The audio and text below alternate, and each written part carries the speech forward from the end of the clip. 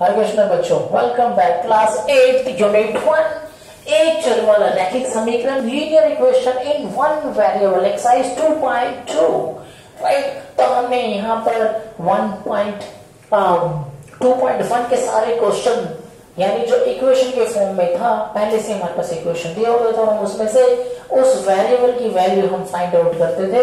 और इस तरीके से 2.1 का सारे क्वेश्चन लास्ट वीडियो में हमने खत्म कर लिया। अब हम कर रहे 2.2 क्या है, जो लीनियर इक्वेशन का प्रैक्टिकल एप्लीकेशन है। राइट, यानी जो हमारे दैनिक जीवन में जो समस्याएं आती है उसको हम किस तरीके से इस समीकरण के माध्यम से उसे कैसे सॉल्व कर सकते हैं, इसको सिखाने का प्रयास किया हमारे 2.2 में। और आओ देखते हैं, अब हम ये जो क्वेश्चन है 2.2 आपके स्टेटमेंट वाले क्वेश्चन, आपको क्या है कि स्टेटमेंट को पढ़ना है, उसकी मदद से आपको समीकरण स्वयं बनाना है और स्वयं बनाकर उसके बाद फिर उसे सॉल्व करके उस प्रैक्टिकल प्रॉब्लम को हम क्या करेंगे, उसको सॉल्व करेंगे। राइट, तो हम देखते हैं यहाँ पर पहला क्वेश्चन, और पहला क्वेश्चन आपके पास कहता है अगर आपको किसी संख्या से 1/2 घटाने, संख्या से 1/2 घटाने और परिणाम को 1/2 से गुणा करने पर 1/8 प्राप्त होता है, तो वह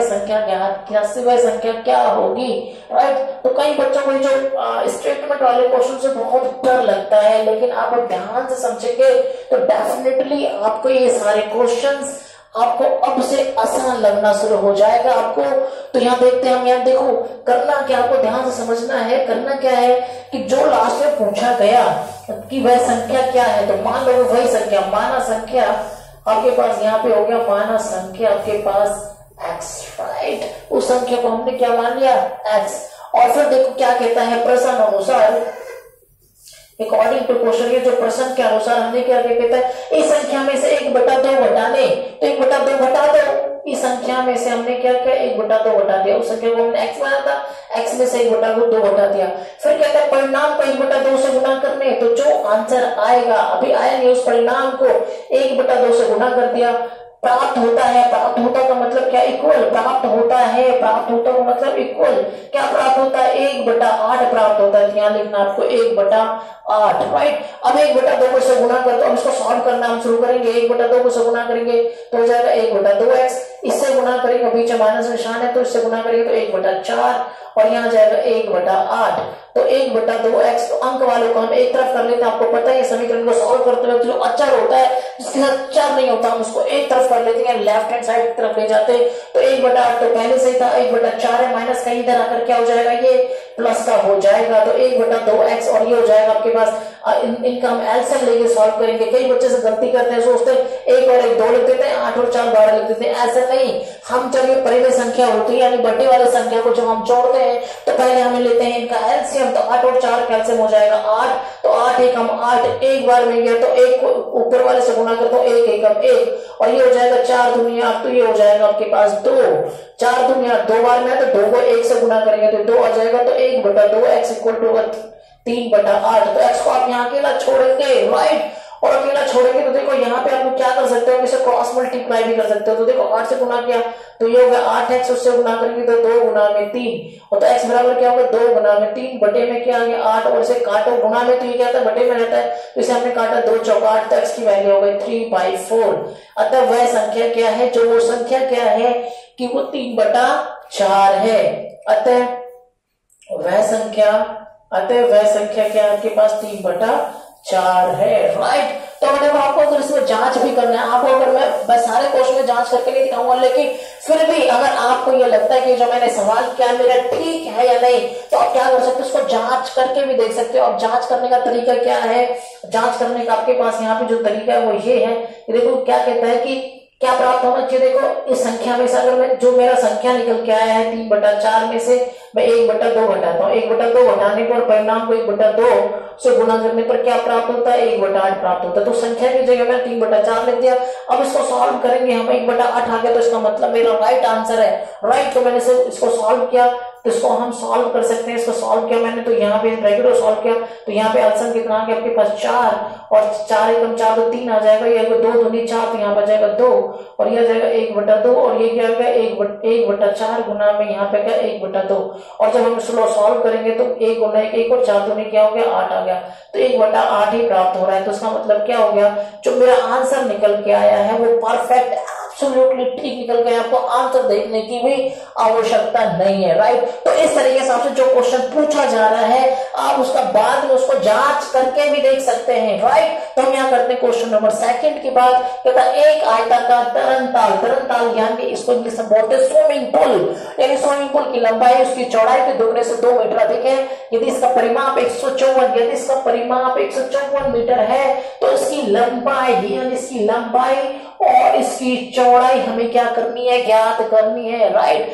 तो हम क्या करेंगे इसके सॉल्यूशन में, माना तरंताल की लंबाई, लंबाई के बारे में बोला, उसकी चौड़ाई के दुगने से 2 मीटर अधिक है। तो आप क्या करेंगे चौड़ाई मानेंगे, माना तरंताल, और ये जो तरंताल है वो किस तरीके का तरंताल है, आयताकार तरंताल है, आयताकार तरंताल की चौड़ाई। तो मान आयताकार तरंताल की चौड़ाई हमने मान लिया, उसको बी से डिनोट कर सकते हैं क्योंकि ब्रेड, बी फॉर ब्रेड मतलब चौड़ाई, और इसको बी ये आपके मतलब चौड़ाई क्या होगी x मीटर, क्या होगी x मीटर।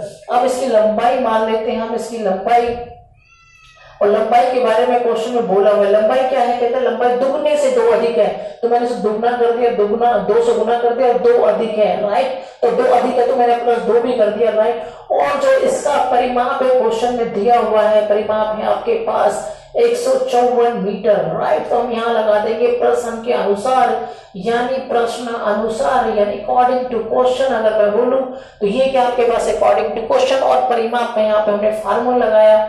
और देखो ये तरंताल कैसा है, आयताकार तरंताल है, आयताकार, तो आयत का परिमाप होता है 2 गुना में लंबाई प्लस में चौड़ाई, राइट। तो परिमाप की जगह परिमाप की वैल्यू रख दो, क्वेश्चन में दिया हुआ 154 मीटर, और यहाँ पे आपके पास 2, और लंबाई की जगह लंबाई की वैल्यू रख दो, यानी लंबाई क्या है 2x प्लस में 2, ये लंबाई है आपके पास, और इसकी जो चौड़ाई है वो चौड़ाई क्वेश्चन में दिया हुआ है x, और हमने यहाँ पे वैल्यू रख दिया x की, और यहाँ पे हम सॉल्व करना शुरू करते हैं इसको, और यहाँ से हम निकालेंगे x की वैल्यू, और x निकल के आने के बाद हमारा आंसर निकल के आएगा चौड़ाई, राइट। तो हम इसे सॉल्व करते हैं, यहाँ पे 2x प्लस में x क्या होगा 3x प्लस में 2, राइट। अब देखो ये गुना में है, अब देखो आपके पास 2 तरीके हैं, इस ये जो यहाँ पे सॉल्व करने के आपके पास 2 रास्ते हैं, या तो इस 2 से सबकी मल्टीप्लाई कर दो, या ये गुना में तो इसको बटे में ले आओ, राइट। तो मैं क्या करता हूँ, देखो 154 इसके बटे में ले आता हूँ, राइट।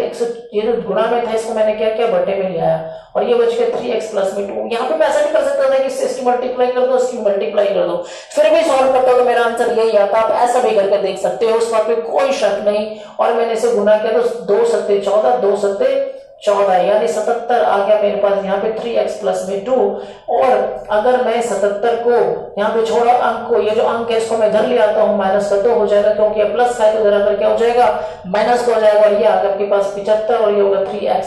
तो x की वैल्यू अगर x को मैं यहाँ छोड़ूंगा तो 3 गुना में, तो ये क्या आ जाएगा बटे में आ जाएगा, और इसे काटा 3 नीचे 3 पंजे 15, तो x की वैल्यू आ गई आपके पास 25। अतः आप यहाँ लिख सकते हो x माना क्या था, मैंने देखा x माना तरंताल की चौड़ाई, अतः तरंताल की चौड़ाई जो निकल के आ गई आपके पास, क्या निकल के आ गई 25 मीटर। और अगर मैं लंबाई की बात करूं तो लंबाई हमने माना था, लंबाई जो था उसकी चौड़ाई से दुगने से 2 अधिक था, यानी 2x प्लस में 2 था। देखो लंबाई क्या है 2x प्लस 2, तो मैंने 2 और यहाँ पे x की वैल्यू 25 निकल गया, 25 रख दिया मैंने, और ये हो गया 25 दूनी 50 प्लस में 2, तो यहाँ निकल के आ गया आपके पास 52 मीटर, राइट। तो इस तरीके से तरंताल की चौड़ाई 25 मीटर है और लंबाई 52 मीटर है। और यहाँ पर आप क्या कर सकते हैं, इसकी लंबाई चौड़ाई से परिमाप निकाल के आप जांच भी कर सकते हो, राइट। अगर परिमाप आपको 154 है, राइट, तो यहाँ पे आप देख सकते हो ना। अगर आपको मैं इस क्वेश्चन का भी जांच करके दिखा देता हूँ, लेकिन सारे क्वेश्चन में हम जांच नहीं करेंगे, सिर्फ ये इस पहले वीडियो में 2 क्वेश्चन में जांच करके दिखा रहा हूँ, ताकि आपको अंदाजा लग जाए कि मैं अपने आंसर का जो आंसर की जांच पड़ताल कैसे कर सकता हूँ कि मेरा आंसर ठीक निकल के आया या नहीं। तो देखो यहाँ पे आप परिमाप जो था वो था 2 गुना में लंबाई प्लस में चौड़ाई, राइट। तो आप क्या कर सकते हैं, यहाँ पे आपके पास देखो परिमाप क्वेश्चन में दिया था 154, आपको 54 निकल के आना चाहिए, तो लंबाई आपके पास 52 है और चौड़ाई आपके पास निकल के आया है 25, तो यहाँ पे क्या आ जाएगा तो सॉल्व करो इसको यहाँ पे अगर 5 2 7 और 5 2 7 और बीच में कोई निशान नहीं तो गुना का निशान है ये। देखो यहाँ से 2 गुना में 77 कर दो और ये हो गया तुम्हारे पास 214 214 15 या 154 मीटर। तो देखो यहाँ पे क्वेश्चन में 154 निकल के आ रहा है और क्वेश्चन में भी ये था आपके पास 154। तो इसका मतलब जो मेरा लंबाई और चौड़ाई निकल के आया है वो एब्सोल्युटली राइट निकल गया है। इस तरीके से आप हर प्रैक्टिकल क्वेश्चंस का, हर क्वेश्चनों का जांच भी कर सकते हो, लेकिन मैं आगे के सवालों में जांच नहीं करूंगा, जांच आपको खुद करना है। लेकिन सारे सवाल 1 to 1 सारे सवाल मैं बोर्ड पे कराऊंगा। आपको मेरे साथ इस वीडियो क्लास में मेरे साथ रहना है। इस चैनल को सब्सक्राइब करना है और अपने दोस्तों को, अगर आपको ये अच्छा लगता है कि आपको ये अच्छा लगा और अच्छे तरीके से समझ में आए क्वेश्चन, तो आपको अपने दोस्तों को शेयर भी करना है। Thank you.